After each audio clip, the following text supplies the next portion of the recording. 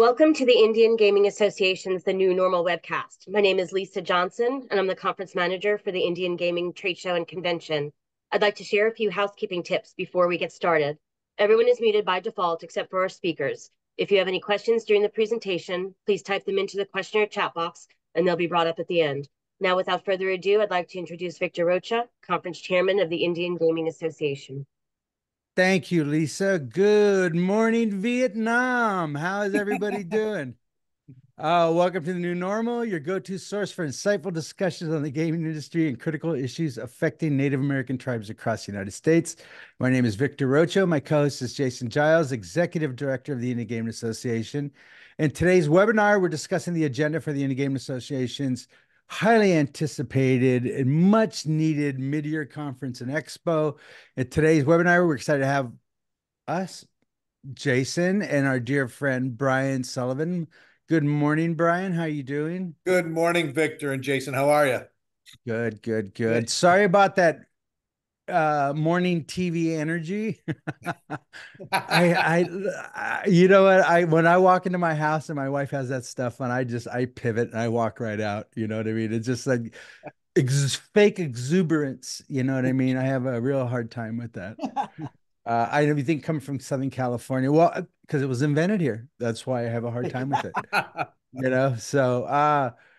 So gentlemen, welcome. And listen, we'd like to thank everybody that's going to come. We know this is inside ball and stuff like that, but we thought it was important to discuss what we're doing. I'm being a little facetious when I say much anticipated, but the IGA mid-year is an interesting show for us because it wasn't necessarily supposed to be a show, and it's an opportunity for us to do tribal business to, because people need to remember that we're not just a trade group. We're a political entity fighting for tribal rights and, the tip of the spear type of stuff. So, it's important that we go around and make sure that we're, in the communities. And Chairman Stevens, one of his gifts is his ability to travel around the country and make the tribes heard. They feel heard, and that's his gift.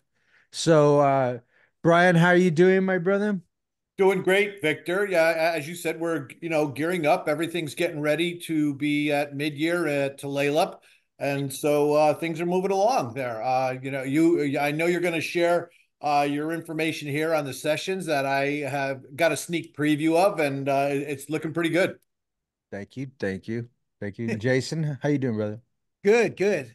You know, this week we wanted to shed the spotlight a little bit on our mid-year, just so folks can plan, because the summer is going to get away from everyone, and we do this podcast a little less in the summer due to vacations and holidays and all that. But come fall, we want everybody to know that our mid-year agenda is being set now.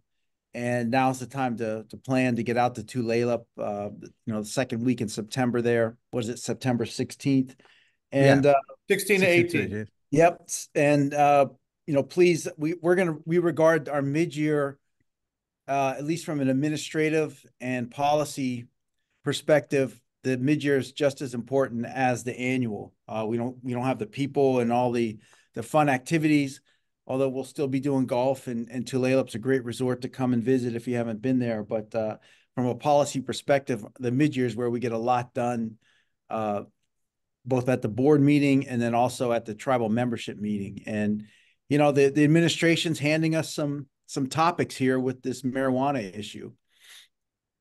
Yeah. Well, and Jason, I guess that's, to me, as the person who writes the agenda, it's like, okay, we're moving into Washington. What can we talk about? And the agenda is not really late, but a little bit. It could have been out last week, but it's I have to look at the states and look at the issues. Last time we were really lucky because we were at Foxwoods, and those guys were incredible about opening up their facilities and making everybody available to talk about how to do business and stuff. And Tulalip was different. I thought, we'll come in, we'll take a look at sports betting and how that's doing. We'll come in and take a look at more importantly, cannabis. As I called up and I started talking to people, Ryan Ramirez reminded me that it's 10 years since they actually opened the doors. It's been 12 years that they started with cannabis, but it's been 10 years, which is hard to believe, maybe 11 years, 10 years that they've been open. And so I thought, with this announcement last week that the Dems introduced legislation to change the classification, or the DOJ and said they were going to change it, but there's also been some initiatives. So we have some movement on cannabis and what this means for the industry. So I thought, we're going to be there. Everyone's already looking at it. In Oklahoma, the tribes are very active. Some of the smaller tribes in California are very active, but more importantly, in Washington, which launched right after Colorado, they've been in the business. So we're in touch with some of the tribes up there, and they're opening up their doors, and it's going to be a really interesting conversation. I think the big thing here, especially, is how is cannabis and gaming connected? And there really isn't in a lot of ways. I think you have the tribes in Las Vegas were talking about opening up a lounge. You're talking about opening up a lounge in Las Vegas for the commercial gaming guys. They're doing some licensing to allow some cannabis. So it's slowly moving out of the garage, out of the bedroom, out of the back room, on the porch, wherever people, and it's coming to Main Square to you soon. So, but the big question is, it's been a Schedule one drug for the longest time. How does that affect your licensing? How does that would affect your employees? I know with my tribe, we really slowed down on testing in cannabis since it's legal everywhere. I mean, they deliver it to your house in California. Why are you going to still test people when it's legal? So, but the big question is how do you do it? Most tribes don't have cannabis. None of the tribes have cannabis on their facilities. It's still an issue, right, Brian, Jason? With you can't have it. And the big issue with banking, there's still a lot of issues with banking that they're doing. So hopefully with these new attitudes with this administration, that some of the other bigger foundational issues like banking will be solved and stuff like that. So we'll be talking about that. What else are we going to talk about? Oh, obviously the big one is AI. Listen, I leaned in well, let me take this a little bit too. I'm jumping all over the place, but basically the agenda for IGA is a 3-day event. On Monday we have golf, and then after golf we're going to be talking about cannabis. What I did was, hold on, let me get my notes here. Okay. So what I did is I kind of themed each day. I wanted to look on the first day. We're looking at cannabis. We're looking at the business of cannabis. We're looking at its impact. We're looking at what it means to negotiate a compact if you decide to go forward with it. What they've been doing up in Washington. We're looking at banking, which is a really big issue up there. And it'll be a big issue for tribes around the country. It's already an issue. I was at the Las Vegas Paiute when they opened up their facility, which wasn't far from Fremont Street. And they told us that, when they opened it initially, they used to have guards on their own private vault protecting all the money because they were making so much money, but the banks wouldn't take it. And it reminds me a lot of the early stories of tribal gaming too. You know what I mean? Where you open a casino, the bank didn't want to deal with you, so you had to keep the money on property with and I know my own tribe did that too. So we're still in the early innings of it, but we're starting to see more the frost is starting to thaw, I think would be a good way to explain it. And then on the last part, we're going to be talking about the holistic aspect of it. I know in Indian country, that's a really big deal about CBDs and stuff like that. So we broke it down into 4 parts. I think that's nice and palatable. There'll be good conversations. I'd like to hear if anybody has any questions on what you expect. That's important. And then on Tuesday and Wednesday, we're going full in on AI. There we go. Engine here. 1 second. There we go. So basically we are looking at stuff that is actionable. On Tuesday, I've asked some of the smartest people I know in the industry up to Washington. I asked my friend Ari. Well, you know what? There's a couple people. So one is about the smart casino embracing technology, the modern casino floor, predictive analytics, fostering player behavior with AI, and then AI and payments, the future of friction and frictionless transaction in gaming. So really looking at the stuff that you're able to do today. And then on Wednesday, we're going to talk about safeguarding your data, AI and the future of casino marketing with our dear friends Julia Carcamo and Justin Shank.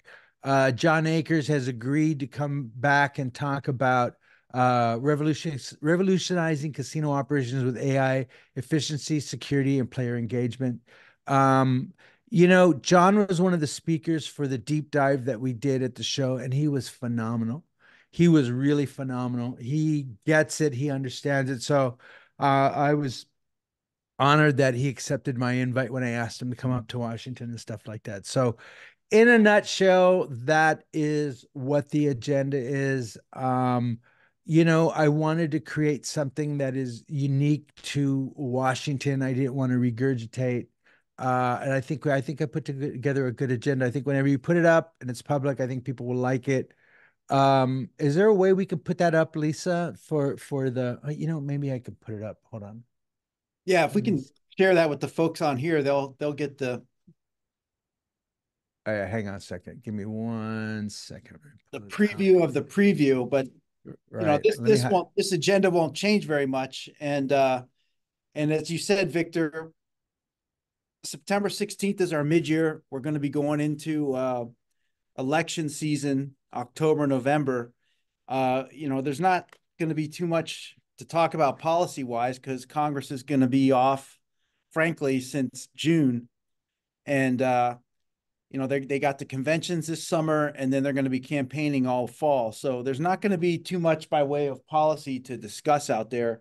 It's going to be all about the election.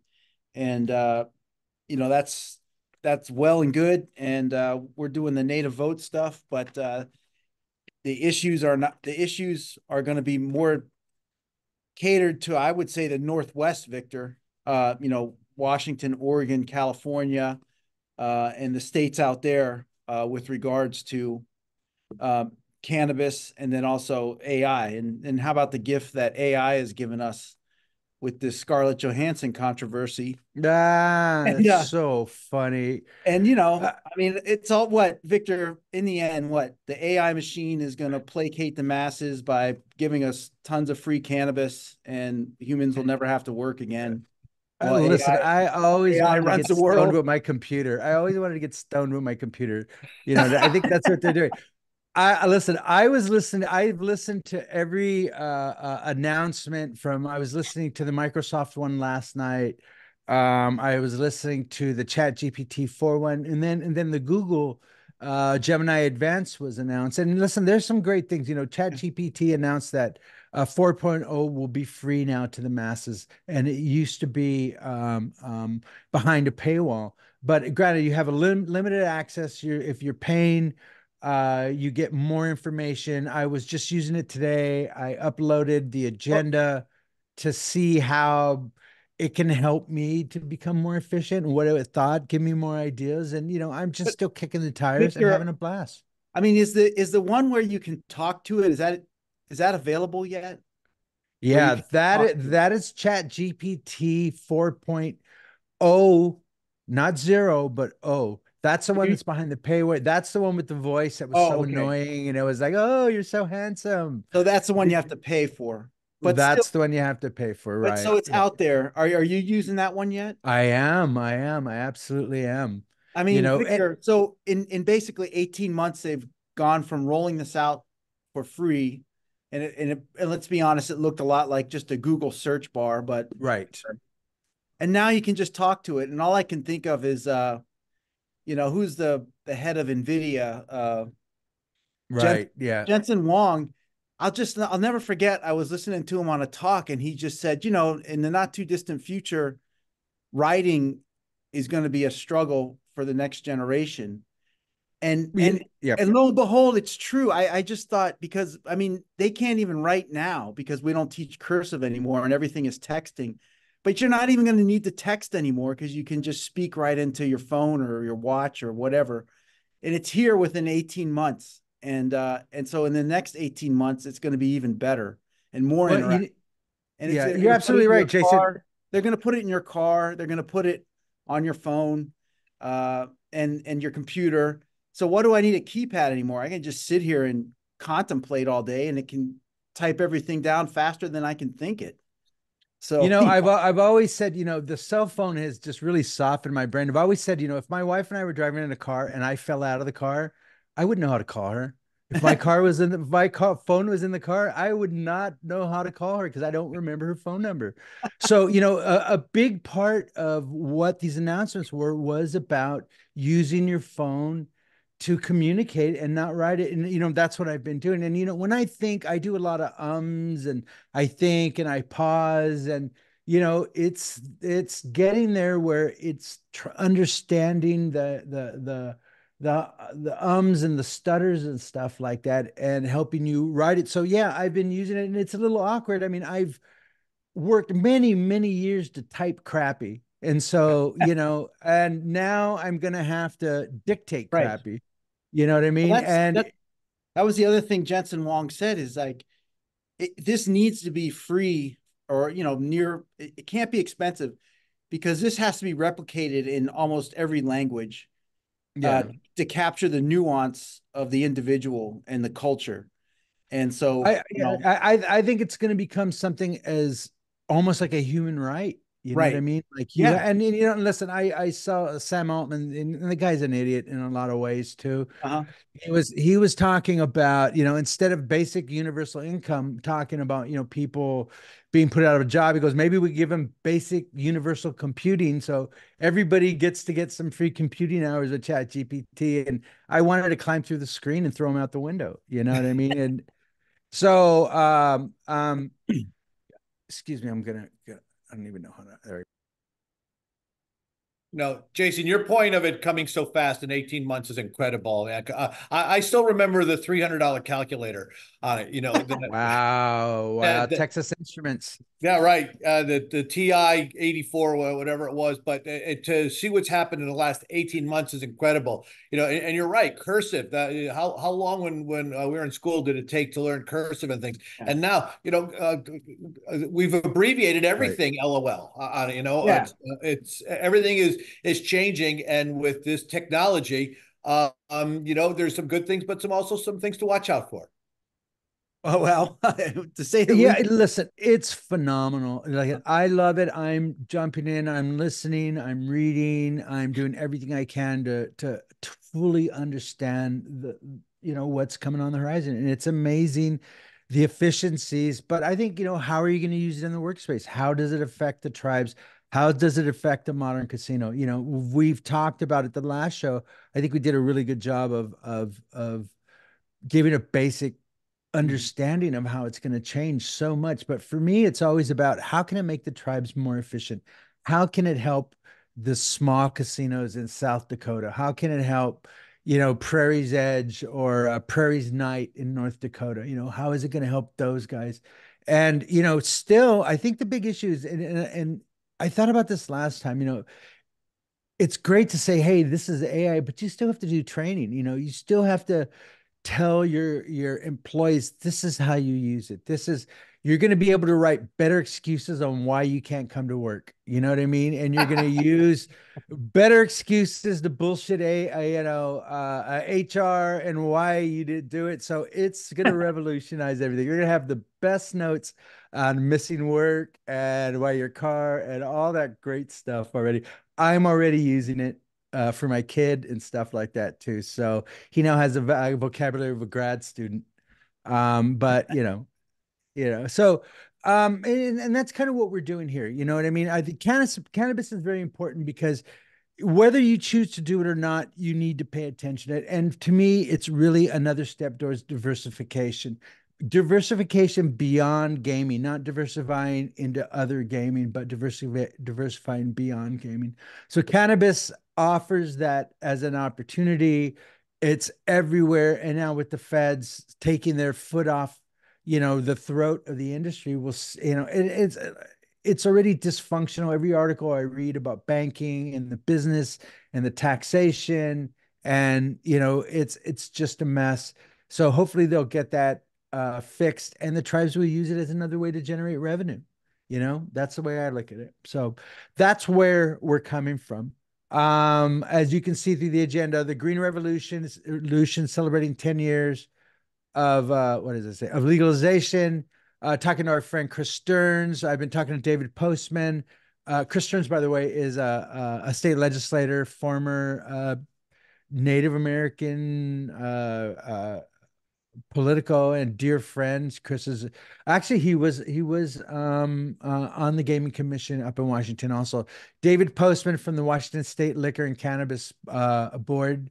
We're talking to them. We're going to have, and then some of these names are still people I've been discussing, and the names are not necessarily locked in yet, but that's just kind of how I work. We're still in the early phases, so disregard. I'm talking about banking again and the role of cannabis. So it's a four session arc about the story of cannabis and what we've had in the 10 years, how they've approached the situation, and what they're going to be doing in the next 10 years. So they are definitely in the business. So I thought that was important.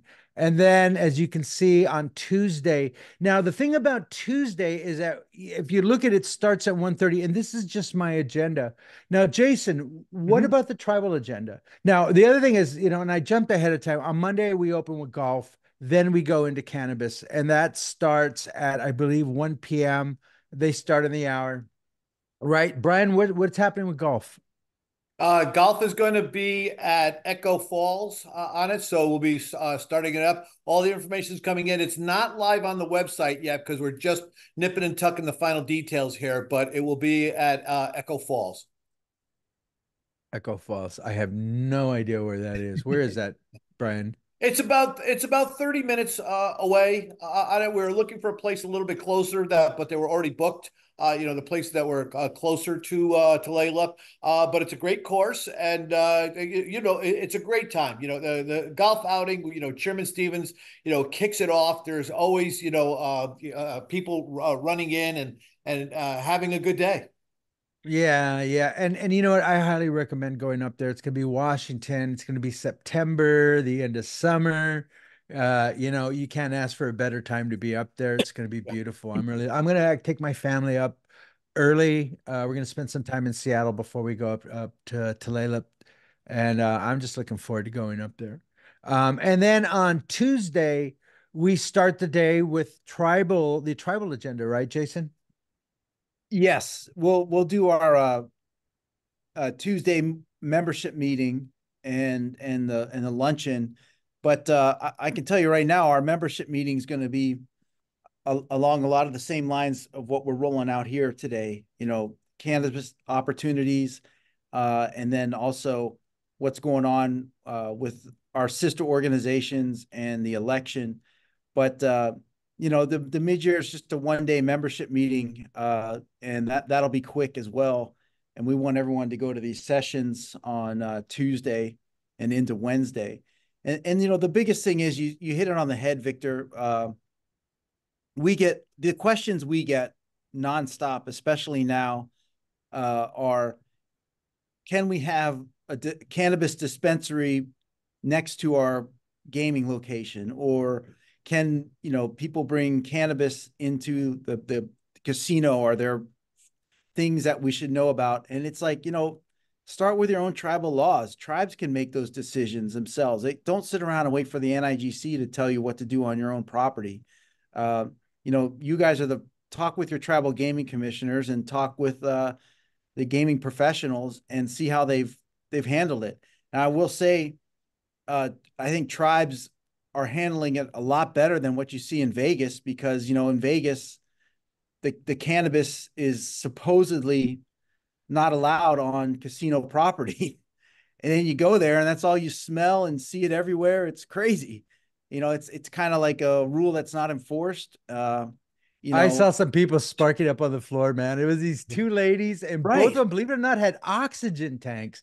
So they take off their masks and they're sitting there with the oxygen tank. I was like, well, they Yeah. look like they're dying. Who's gonna bug them? You know what I mean? And they like sparked up and they were like right on the casino floor in Vegas, Yeah. man. And I was like, wow, Yeah. Well, that good for I don't really them. understand how they're handling it in Ah, Nevada because it just yeah. seems like a free for all. And Oh my God. Oh my God. You know what Listen, though? when we were there during 2021 in Vegas, I mean, it was insane. First of all, we were right out of the pandemic, and I remember walking out and there was all this sanity, and I remember thinking, huh, I didn't know Stephen King's The Stand was a documentary. I didn't know it was nonfiction because it looked like insanity. Everybody, I saw fights in Caesars in line in registration. It wasn't even at the bar and stuff like that. So everybody was out of their mind Yeah. after the pandemic. Somebody needs to write a book about that, Yeah. you know? The facilities are a bit jittery in Vegas on it because you're not supposed to participate in it. And, of course, they're worried about the license, but even the convention center. I attended MJ BizCon in November, December last year and things. And even the convention center, you are not allowed to consume, and that means vape, smoke, gum, or anything while you're inside the hall. Now, you take a step outside the building and you walk into a cloud and things on it. But still in Vegas, if it's a government facility such as the Las Vegas Convention Center or the casinos, whether they're tribal now there or commercial, it's really not allowed. But I defy you to walk down that strip and not smell cannabis these days. well, or in the hotel rooms, Right. in your hallway, it's Yeah. The really hallways. Yeah. it's an issue that tribes, I think, and I don't like in the Washington, Tulalip is a good example, Puyallup, they all have dispensaries right next to their casinos. And I don't, it's not the same volume of people and everything else, but I get the sense that tribes are working with it a lot better than the commercial guys are handling it, probably in New Jersey as well and Nevada. Yeah. But, again, that is the number one question we've been getting a lot, like Eastern Band Cherokee, because North Carolina is looking at medical marijuana, and they all come back and it's like, start with your own tribal jurisdiction and tribal sovereignty, and you guys make the rules. Don't think that NIGC and other states have the answers on this, because they really don't. And the bigger thing too, Victor, uh, uh, what do you call it? Human resources, the employees and everything else. It's beyond contradictory now, where in a state like Washington, Colorado, Oregon, California, where marijuana is legal, yet people are still drug testing for marijuana, for new hires and everything. It's a waste of money, and and I don't know what you're going to get out of it. And again, on the NIGC procedures, though, I think it's still in there. Maybe this descheduling off of Schedule 1 will, the feds will relax those requirements a little bit more. And so that's why this is timely. We're going to do it in a state that has a long history or is ahead of everybody. Washington and Colorado are still far ahead of everybody. I just got back from Colorado, and you can just see the difference between a mature cannabis industry and, some place like Oklahoma, where it's a free for all. Hey, heck, even Maryland that just recently legalized it this past year, and it's out for sale and everything. It's a joke. I mean, you walk into these dispensaries, and it's just a far cry of what you see in Washington, Oregon, where it's a much more mature industry. So we're going to focus on that and what it means for tribes. And as you said, Victor, tribes are making money on this, and the tribes in Oregon and Washington will tell you some of them are making more on cannabis than they are their gaming operations. And I think tribes are way out in front of this. And there is a issue and a question now of whether, we've got to start treating it as a business, and NCAI and IGA, we've got to start incorporating the cannabis industry within our larger framework of the trade show floor, our policy discussions, Res as well should probably be doing more on this, because I think that tribes are uniquely positioned to also do well in cannabis, given that you're seeing a lot of folks on the state level that, with the NIMBY principle, not in my backyard, people don't want huge marijuana farms over here or over there, for whatever reasons. But tribes can go ahead, again, go about it and start making their own decisions on how they're going to grow it, export it, import it, whatever they want to do with it. The sky's the limit at this point, as far as when you talk to the real professionals. And that's who we're going to bring in, Victor, the people in the law firms, the lobbyists, the people that work in this stuff and are actually knowledgeable about it. And, not just the nonsense you see at MJ BizCon, Brian, with all the marijuana pun names and everything's, I can't get over that the industry now, they're at least it's 10 years since Colorado first legalized. It's still not very mature industry in terms of their behavior.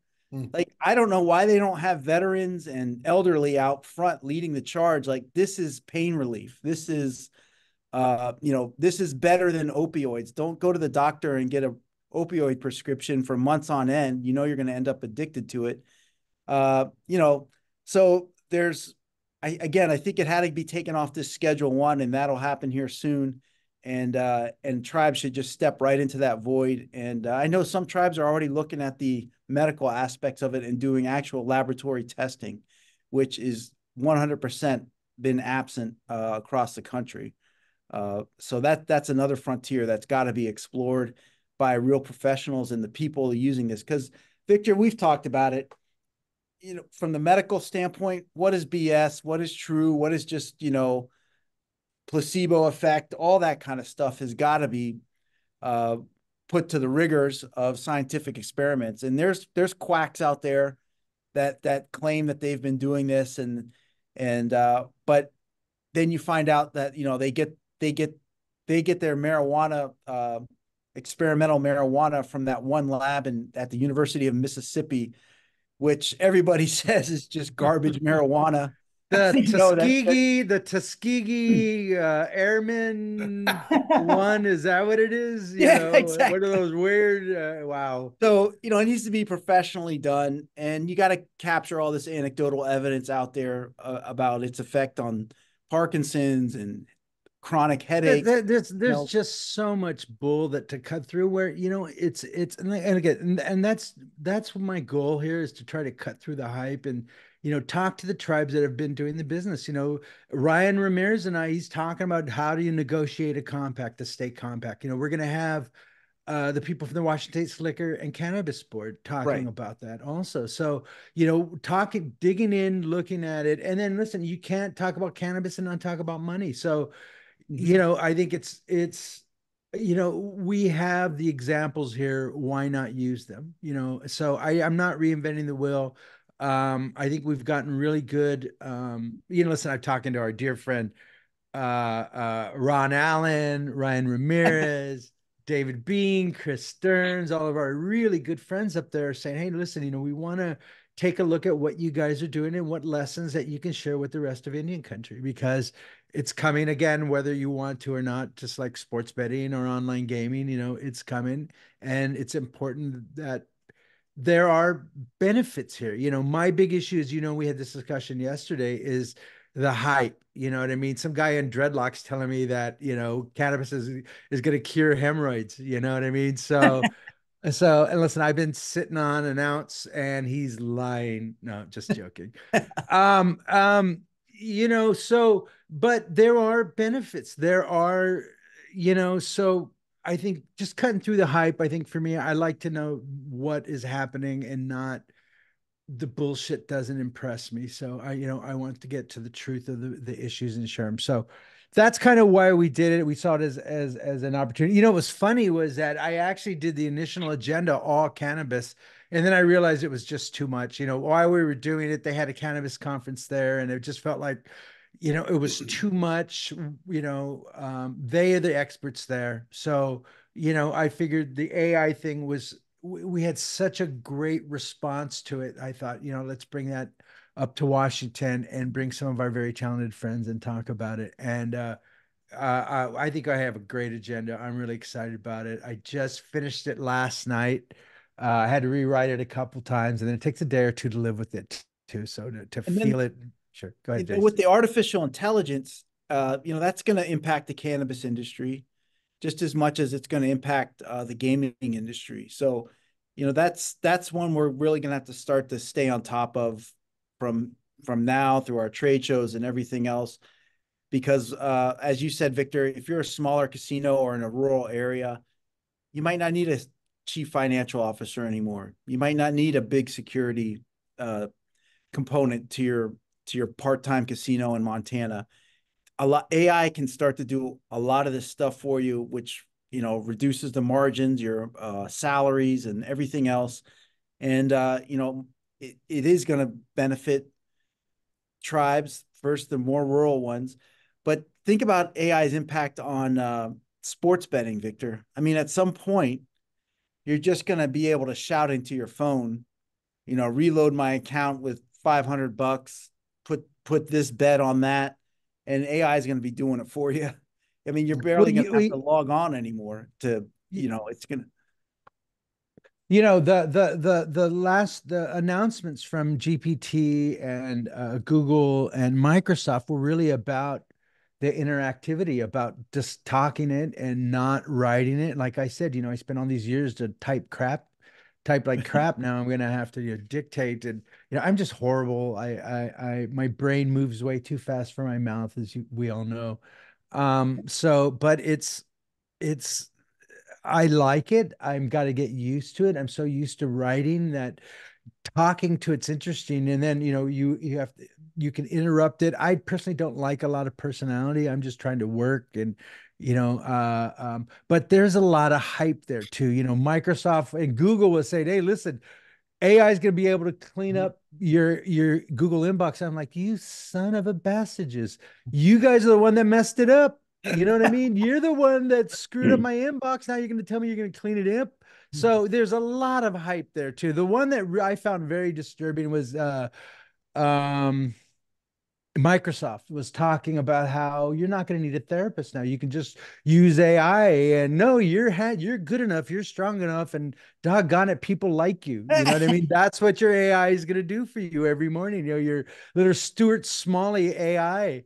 But that's hype and bull too. You know what I mean? Yeah, but Victor, you are gonna. I mean, let's say Google and you have Gmail.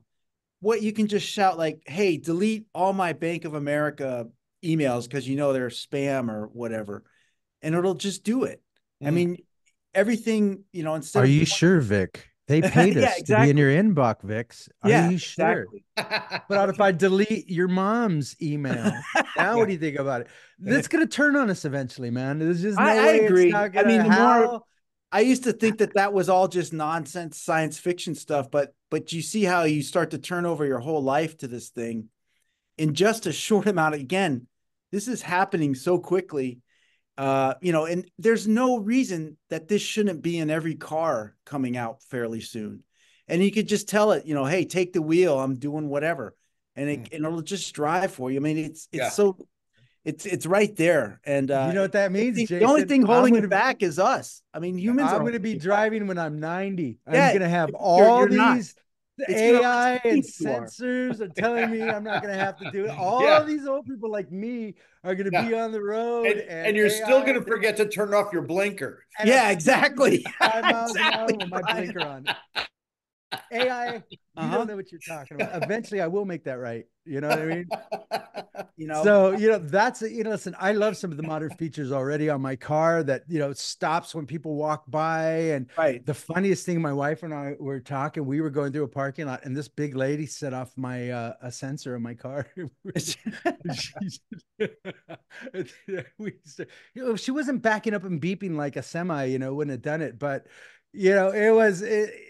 I think that's what it's going to do. As I get older and when I'm 90 years old, I'm going to be on the road pissing all you guys off because I have AI and I'm not going to, and there's nothing you can do about it. You know what I mean? So, There really isn't. That's the Yeah. thing. Like, you're either going to get on board or just be like, Yeah. 100 years behind the times. And, you're going to have that kind of disparity that we saw in the early 90s. People are driving cars and other people are still riding their horse somewhere.